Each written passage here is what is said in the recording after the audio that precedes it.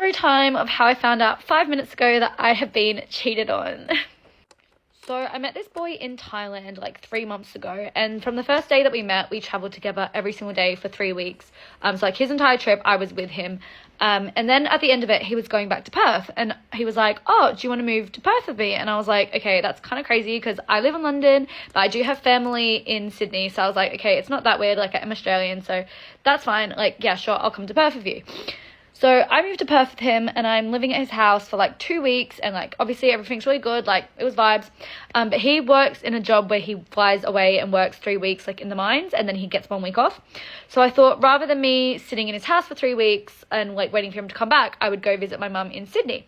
So I fly out to Sydney, and we are FaceTiming every single night, and he's like, oh, I really want to come visit you on my week off, so like I'm thinking of flying over to Sydney. And I was like, oh, okay, cool. And then, like, it was my birthday as well in that time frame, and, like, he sent flowers to my house and everything, which was really cute. And then he, like, came up with the idea. He's like, okay, rather than me coming to Sydney, why didn't I just fly us both to Bali and pay for, like, a Bali trip for both of us for your birthday, and so I can see you, blah, blah, blah. And I was like, oh, my God, that is, like, amazing. Like, that's so nice of you. Like, yeah, let's do it. So we went to Bali last week, and everything was fine. Like, I had a really good time. And then, obviously, I said goodbye to him last Sunday, so, like, 9 days ago now. And then this time, like, he went straight to work after that. And then this time, like, he'd kind of been just, like, a little bit weird. Like, he's not been FaceTiming me every day. Like, he's been talking to me less. And I kind of messaged him today being like, oh, what's up? And he's like, oh, nothing. I've just had this thing on my mind that's really been stressing me out. Like, I'll FaceTime to you tonight. And I was like, okay, cool. So he FaceTimes me, and I was like, oh, what's up? And he's like, oh, like, it's literally nothing, but, like, I'm just paranoid that I have an STI. Like, ever since I've met him, he's just always been really paranoid about STIs. Like, but I've obviously been tested since sleeping with him and only him, because like we were exclusive. So I was like, oh, like trying to like calm him down, like calm down his hypochondriacness. I was like, oh no, like don't worry, like I've not been sleeping with anyone else, you've not been sleeping with anyone else, so like you couldn't possibly have symptoms. No, sorry, you couldn't possibly have an STI because you would have shown symptoms already because we've been sleeping together for like 3 months. And he made like a face, and I was like, hold on, what the fuck's that face? And he was like, oh, nothing. And I was like, have you been sleeping with anyone else? And he was like, oh, no. And I was like, no, seriously, have you slept with anyone else? He was like, no. I asked him again, have you slept with anyone else? He said no. I asked him a 4th fucking time. And he was like, okay, yeah, I slept with someone else. And I was like, you're joking. And he's like, no, I'm not joking. And I'm like, no, fucking tell me you're joking. He wasn't joking. So I was like, you know that feeling when you find out information and you just shake, like that adrenaline. I was like, okay, when? He was like, before Bali. Because I was like, okay, maybe fair enough, like you were out drinking in Bali, because I went to bed earlier than he did every single night because I crash early. So I was like, oh, fair enough if you were really drunk and like you slept with someone else, like, I mean, still not okay, but he slept with someone else before Bali. He was at home for 2 days before the Bali trip. So he went from work, flew into his hometown in Perth, was at his house for 2 nights, literally 1.5 days, and slept with someone else, sober. Like, he wasn't out drinking. So I'm thinking it was either his ex or it was this girl that he was seeing before me, or even if it wasn't one of those two, it doesn't fucking matter. He did this completely sober, knowing he was going to see me in Bali for a week for my birthday 2 days later. Are you fucking kidding me? And then the worst part of all of this is after I hung up the phone after I found this out. I was fucking fuming. Like, I was literally livid. Hung up the phone. He's not sent a message.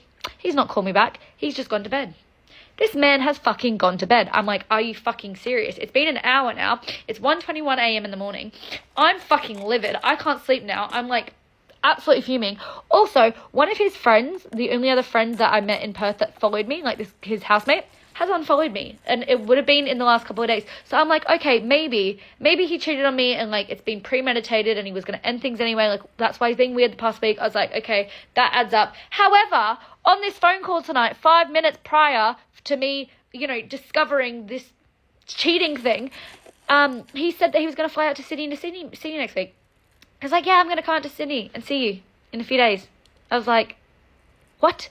Like, the fact that he was going to come to Sydney knowing he's cheated on me, like, what the fuck is wrong with this man's head?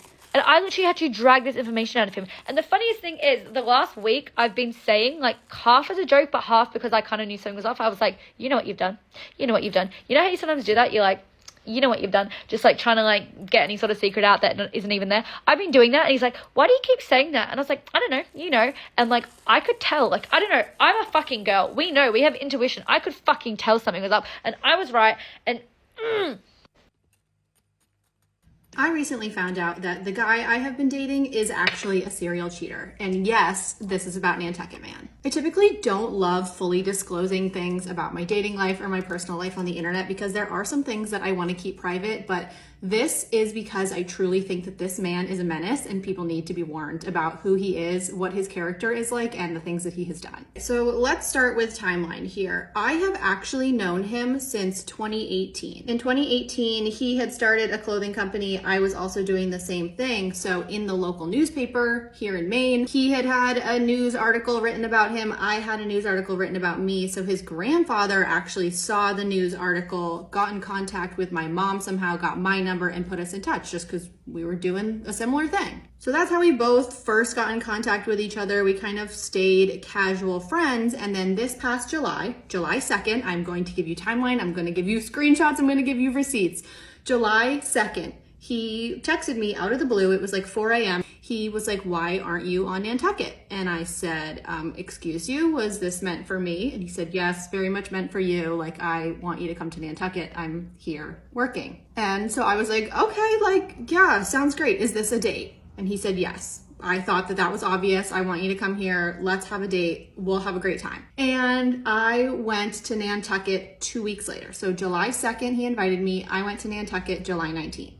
Also very important to this, the reason he was working on Nantucket is because he's a yacht captain. So he lives wherever the family he's working for is living. So Nantucket in the summer, Palm Beach in the wintertime. So I drive down to Hyannis on a Friday, July 19th, get on a ferry to go to Nantucket, and I get there Friday, I think it was like 7 o'clock, and I ended up staying until Tuesday, whatever the date, July 19th, Friday to Tuesday. I met all of his friends, like we were having a great time. There was absolutely nothing at the time that popped up that was like, oh, that might be a little bit sketchy.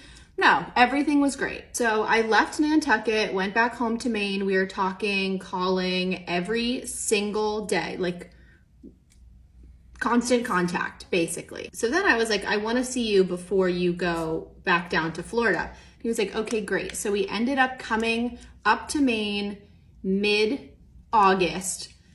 Let me check on the dates. It was August 20th through the 22nd. So during the day I was working, he would go up to Bath to work with his brother on his company.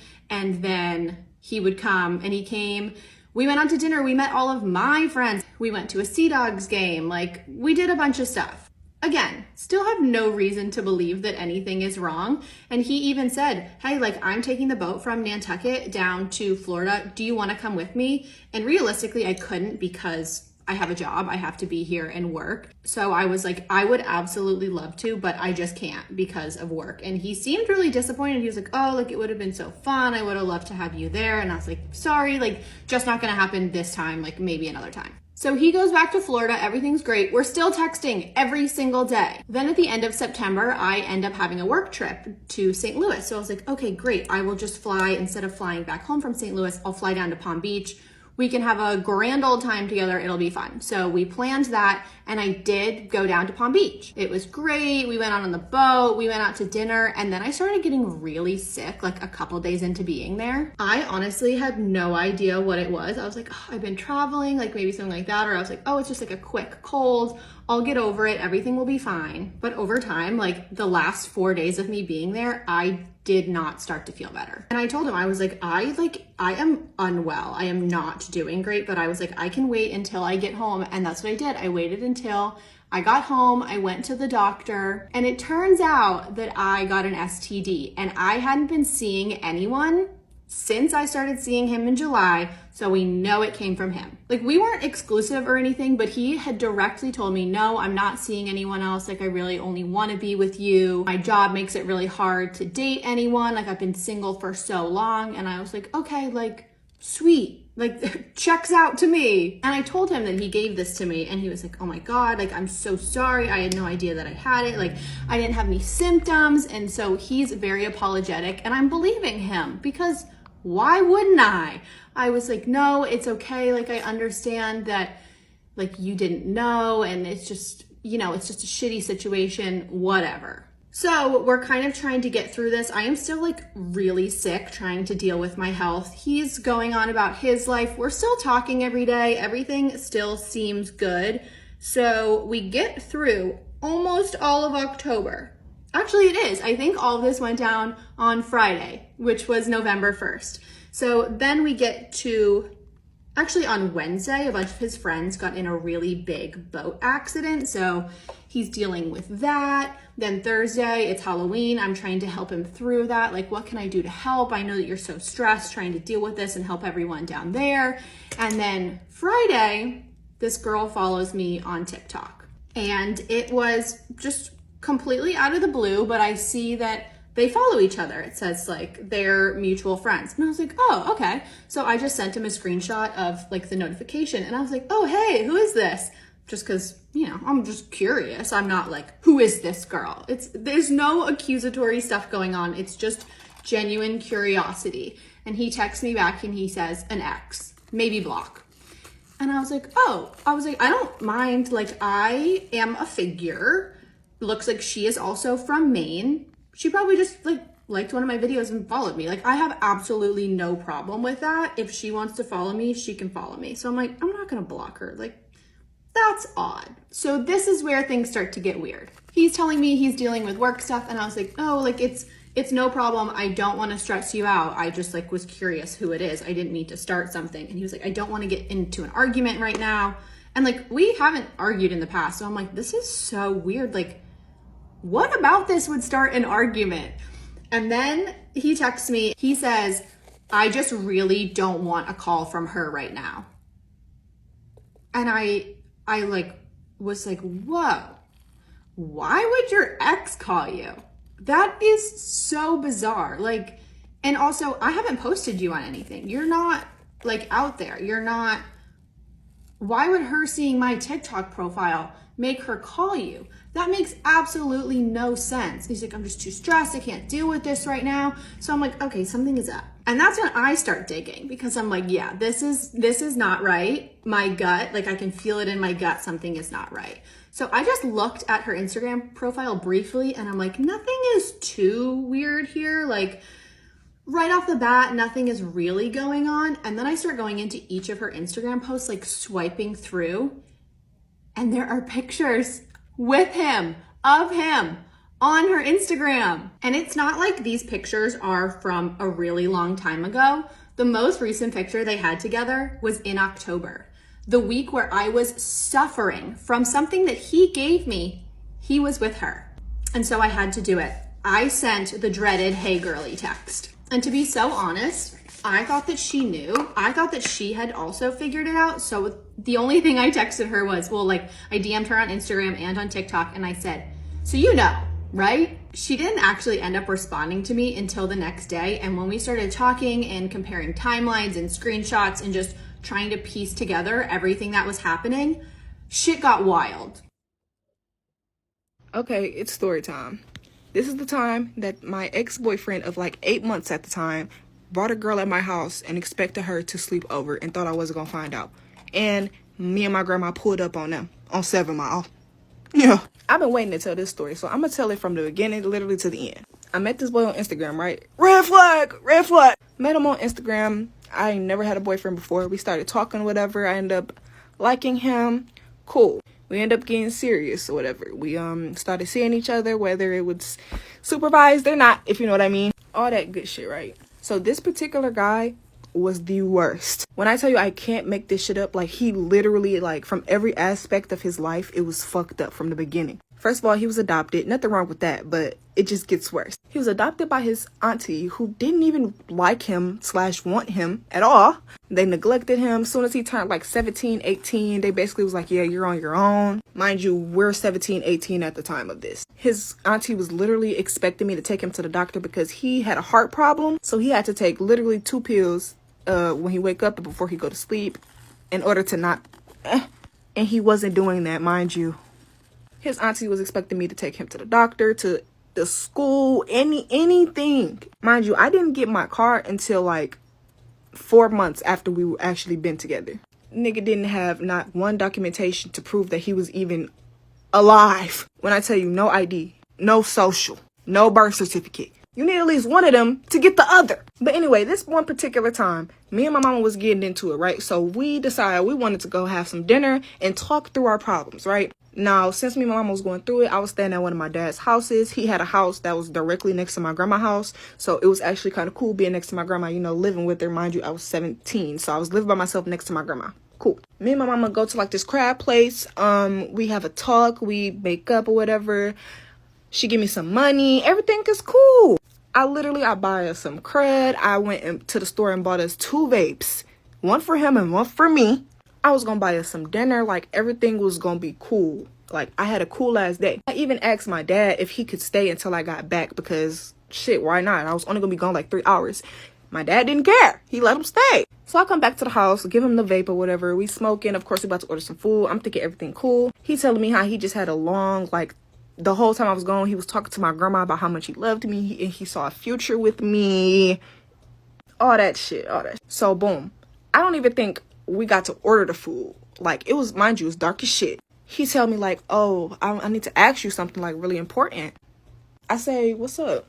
He like, oh, my cousin, you know, she just got into it with her mama and her mama just put her out. Now, I'm like, oh, damn. Like, how old is she? He like, oh, she only 14. Like, I just can't see my baby cousin like that. Like, do you think we could go get her? And I'm gonna figure something out when she get here. But yeah. Why in the motherfuck did I say yeah? Why did I say yeah? Mind you, I've never met the cousin. Didn't even know he had this cousin. But I didn't think nothing of it. I'm not thinking that this nigga would bring a girl into my house. Anyways, so of course, women's intuition spike. Of course, I'm like, this don't even really feel right, but I'm gonna try it anyway. Like, I don't know. The whole time we driving there, he like, oh, it's over here, it's over here, it's over here. Like, he didn't even know where the fuck his cousin lived, mind you. Like, we on a GPS with the shit. What? Sanaya, are you not thinking? So boom, we pull up to the girl house and we kind of like a house or two down, and I see somebody sitting on the porch, but I'm not thinking that it's her. It's getting later and later and later, and he texting her, calling her, whatever. She not answering, whatever the case may be, whatever was happening at the time. I'm getting super suspicious because I'm like, come on now, because I'm not about to be fucking waiting out here. You say you got put out and your people's is like armed and dangerous, but you need to come the fuck on. So she finally come off the goddamn porch. I knew it. She come off the porch and she get in the back car, the back of the car. Of course, me, you're getting my car. Hello, how you doing? Are you all right? Oh, yes, I'm fine. And he started talking to her like, oh, you good, cuz, blah, blah, blah, blah. You know what? So I get to driving this shit. Something just don't feel right. Something just don't feel right. Like, I feel it in the pits of my stomach. I'm like, nah, like, this nigga trying to play me. Like, I just, what if this not his fucking cousin? So I start asking her questions. I'm like, yeah, so how old are you? And what happened? And like, are you okay? Like, are you gonna have anywhere to go tomorrow? Like, she's answering very vaguely. Like, she's not even really giving me a fucking answer. She's just, all that shy 14-year-old, 13-year-old, 12-year-old girl shit. So I kind of had a feeling. I already knew what I was gonna do. When we got to that house, I said, I'm gonna give you all a minute. I'm gonna give y'all a minute to talk, so you know, maybe she'll be more comfortable talking to her big cousin without this girl in the car, this random ass girl, right? So I turned my phone ringer off. I hit that record button on my phone and I put my phone in like the side of the door, you know, the little pocket in the door you got. I put it in there. I go in the house, straighten up a little bit. Didn't really need to be straightened up, but I go in there, I do that, and then they come out about 3 to 4 minutes later. I'm like, oh, I left something in the car. Silly me. Make yourself at home. I'll be right back. I go open up that motherfucking phone. I go open. Oh my. I still have the video to this day. If y'all want to see the video, oh my god. This nigga was literally dragging me. When I tell you, the first thing he said was, hey, come here. Like, I can't get a kiss. Like, what's going on? Like, you ain't gonna give me no hug? What? Then he like, see, like, she ugly, ain't she? I be using her for her car. I be, oh my god. Oh my god. Like I told you, I just be using her for her car and her money and shit. But shit, tomorrow we gonna get on the bus and we gonna go back to my house. You know, like, we ain't gonna be here too long. Don't worry about it. I'm hearing kissing sounds and shit. Mind you, I told you, he's older than me. So he's 18, right? Mind you, we just got evicted out of that house like 3 weeks ago. There was no house. There was nowhere for him to go. So once I hear all that, I try not to cry. I try not to crash out. I clear my head. Instantly DMMO. I get out. I slam the door. My grandma's coming out of the house. I look to my right. I said, Grandma, call the police. She said, call the police? What's going on? If you know Sally, you know she gangster. So she's like, what the fuck are you talking about? Call the police? Why? What we need to pull? I'm the police. So I go in there, start raising hell. I literally go in there and I deck that nigga in his shit. I'm like, oh, y'all think I'm stupid? You really gonna bring this bitch in my house and you thought I wasn't gonna find out? You thought I was gonna find... Bit. Of course, wasn't touching the girl. That girl was a fucking minor. Instantly, I'm like, oh yeah, y'all gotta get out. Go ahead and get the fuck out. Go ahead and get the fuck out. So at this point, my grandma's like, what's going on? I said, Grandma, he just brought a fucking bitch in my house. This nigga just brought a bitch in my house. My grandma like, are you fucking serious? Instantly, Sal gal turned on. Fuck is you talking? So of course, I'm still beating his ass as we're going out the door. I'm like, y'all gotta get the fuck on. Get the fuck from over here, nigga. You know you fucking with nigga. Bro, I go in my grandma's house. She like, I'm trying to tell her what happened. I'm like, Grandma, he said that this was his cousin. I thought I was helping his cousin out, but this is a whole bitch. They in there kissing. It was kissing. Grammy. She like, so he think that he can play me and you? Cause he just sat here told me a whole 2-hour story about he love you. I said, really? She like, let's get in the car. Get the keys. She like, they couldn't have walked that far. Them niggas is on 7 Mile. Let's go. We get in the motherfucking car. We pulling around. We swerving and hitting that corner. Whoa. We finally pull up to 7 Mile and oh my God, what's that? If you're from Detroit, you know Bob's fucking Pizza. Yeah, that fucking liquor store across the street. I forgot it started with an F. We pull up there, right? My grandma go, hootie hoo. I love her, bro. Long story short, even though this shit is 8 minutes long, we pull up, we harass him a little bit. I'm asking the bitch questions while she talks to the nigga or whatever. I'm like, so did you know that he was 18? Did you know that you was coming to my house and you don't think that's nasty? Like you was gonna fuck this nigga? Like you're disgusting, bitch. Then I turn to him like, bitch, you're disgusting. Like what? We let them niggas walk off. We start harassing them niggas, then we let them niggas walk off. It wasn't nothing left to do. We went back to the house, of course. Me and my grandma, we like these, so we probably blowed a blizzy together. I ain't gonna lie. We was talking about that shit. She was telling me about all the story he was telling her, blah, blah, blah. And yeah, that nigga gonna text me the next day asking me to bring his pills. How did you get over there? Of course, I brought the pills to him. Get ready with me while I tell you guys the story of how I got punched my first week living in New York City. I cannot believe I haven't told this story yet because it's like a big part of like my life, I feel like at this point. And everybody who knows me, I feel like knows this story. I was a freshman in college. I went to the new school. It's a school in New York City. I'm from San Francisco, so I'm kind of used to living in a city, I feel like. Cities don't really like intimidate me. It's not like I'm coming from a small town to a big city and I'm super nervous. Not that you would be, but I lived in 15th Street between 1st and 2nd Avenue, and my school was on 14th Street and 5th Ave. So you had to pass Union Square to get to class every single day. Union Square is definitely not my favorite part of the city, if I'm just being honest, especially now after this story I'm about to tell you. So I had an 8 a.m. class. It was my writing class. And it wasn't even at the main building on 14th and 5th Ave. It was a little bit like farther down. It's on 12th in between 5th and 6th Avenue. But I needed to annotate this paper before I went to my 8 a.m. because I had been out partying probably the night before. I was a good girl, a good student. At 6 a.m. I left my dorm and walked to the big building of the new school, which is on 14th and 5th Avenue. I'm with my friend, also my roommate in the same writing class was probably out with me the night before. So we both went to the library and we're like, we're gonna get stuff done. At this point, I didn't wear contacts yet, so I like really couldn't see that well. So when I would look at things, I'd always have to squint because I just couldn't see. And we were passing Union Square Park and I saw this big commotion in the park. Like somebody, I didn't know what it was, but it was just like, it was just a big, so my nosy ass squints and I see that it's a man who was sleeping there. Now, Union Square and Washington Square Park, and I think a lot of the parks in New York close from like dusk to dawn. But all they do to close it is like put some random barricades up. You can easily climb over them. Not that I have. So the fact that this guy was sleeping there was like not really a surprise to me. I'm like, okay, cool. Like I've seen that a lot. So I don't really think anything of me squinting at him, and I just keep going. I feel this like presence behind me. So I look behind me and sure enough, this man that was in the park is now maybe 20 feet behind me, coming out of the park and what looks like following me, but I've had so many people walk behind me and I'm like, oh, I'm scared. Are they following me? They're not following me. but it's always like a fear in the back of your head, like, are they coming for me? What's going on? He was staring straight at me, but I also, again, can't see. So I didn't want to, again, squint at him to see if he's staring at me, because that's what got me in trouble in the first place, I thought. So as we continue down 14th Street, walking west, he starts to get closer and closer, so I can see him a lot better. And he is walking in the most creepy way ever. Let me try to imitate it. He has one hand down, kind of limping, and he's like coming like this at me, but just like staring at me. Also, he's like 6'3" and big. He's huge, so I can see him. That's why when he made the commotion in the park, I could really see him because he was so big. I also have pink hair at this point.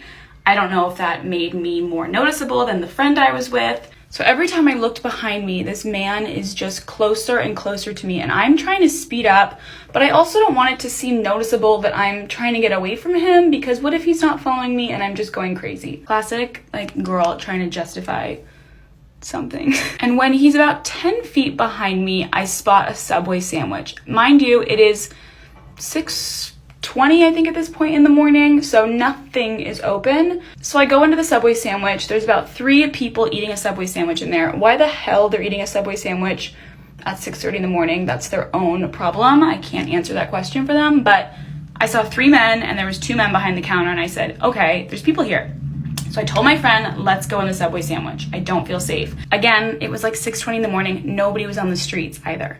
And my school was just enough distance away that I was like, I can't run there. And everybody makes fun of me for saying Subway sandwich, but the first time I told this story, somebody thought I ran into the Subway platform, and they're like, that was the stupidest thing. So that's why I say Subway sandwich. So at this point, the man was so close behind me that by the time I got to the front of the Subway sandwich, the man was already inside of the Subway. So I knew I wasn't crazy. I knew he was following me because sure enough, there he was. So I quickly whisper to the Subway sandwich front desk employee, and I say, I think this man is following me. I need your help. Please help me. And he looked at me like I had just told him the fucking world was gonna end tomorrow. He had like no idea what to do. He was just like, didn't say anything, and I didn't have enough time to wait for him to respond. So I go to one of the men that's sitting at the Subway sandwich, eating a sandwich at 6:20 in the morning. Why? We don't know. And I stand behind him. He packs up his sandwich, gets out of there. Okay, I have 2 more. Go to the other man, stand behind him. He packs up his sandwich and leaves. Goldilocks here. Go to the third one. Hey, standing behind you, this man is fucking creepy. Like, help me. Packs up his sandwich, leaves. So now I'm pinned up against the wall, and this man comes in and he's right in front of me, and he is, again, over 6 feet tall, and I am 5'6.5". So he looks at me and he says, let's take this outside. I said, take this outside? I don't really want to go outside with you. Also, at this point, my friend is next to me and she's like, why isn't he coming after me? He only wants you? We didn't know why he wanted just me, but we assume it's because of my pink hair. So the man proceeds to spit in my face and is screaming at me and says, take it outside, take it outside. And I'm like, at this point, so fucking scared. I don't know what to do. I look at the Subway sandwich man. He is doing nothing, literally nothing. Didn't have a phone in his hand to call 911, nothing. So for about 2 minutes, this man is like right above me, this close to my face, spitting on me, and nobody's helping me. And so I'm like, you know what? Maybe I will go outside because at least I can fucking run. So against everybody's advice, I went outside and I tried to run. And before I could run, this man pushed me up against the Subway sandwich window and punched me in the face. And I lost these 2 teeth. Punched me to the ground. Come out of the Subway sandwich. He looks at me, throws me up against the glass, punches me. I'm on the ground, disoriented. My friend at this point is running across the street because she sees a man like a block down and she's trying to scream at him to come help. I look to my right in this like haze of like, what the fuck just happened? Mouth bleeding, no teeth, and I see this woman coming down the street going to the CrossFit on 14th and 3rd Avenue, right by Union Square. She is beefed out. And I'm like, help, help, help. She starts running, but I don't think I can fit it in here. So sorry, but come back for a part 2.